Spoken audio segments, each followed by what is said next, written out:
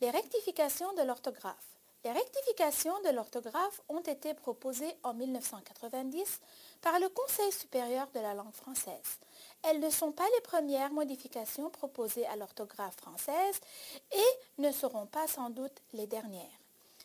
Ces rectifications ont tenté d'éliminer des accents circonflexes inutiles et des traits d'union superflus. Elles ont visé la régularisation du pluriel de beaucoup de mots composés.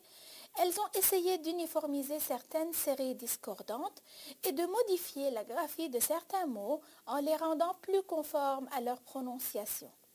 Observons le cas du mille-pattes sur un nénuphar. Autrefois, le mot mille-pattes était composé, maintenant il est soudé. Par ailleurs, on écrivait un mille-pattes avec un S final, des mille-pattes, et maintenant on écrit un mille-pattes sans S final, des mille-pattes.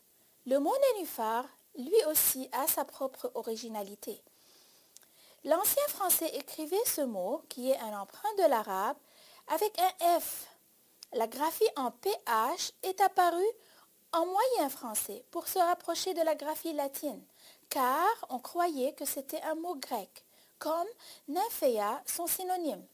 Mais la graphie en F a toujours été privilégiée par le dictionnaire de l'Académie française et elle est maintenant recommandée par les rectifications de 1990. Donc, c'est un retour du F.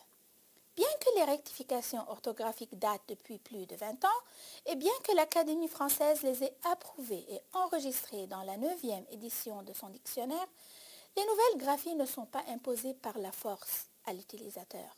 En effet, l'Académie s'oppose à toute détermination autoritaire de l'usage et soumet les recommandations à l'épreuve du temps. Elle laisse rivaliser des formes différentes, comme l'ancienne graphie et la graphie rectifiée, jusqu'à ce que la meilleure s'impose. Elle ne prescrit pas, elle ne proscrit pas. La plupart des correcteurs orthographiques acceptent maintenant les formes rectifiées. Mais ni les graphies traditionnelles, ni les nouvelles graphies proposées ne doivent être considérées comme fautives. On peut donc continuer de rédiger un document uniquement en orthographe traditionnelle. On peut aussi rédiger uniquement en orthographe rectifiée. On peut combiner les deux, c'est-à-dire n'appliquer qu'une partie des rectifications.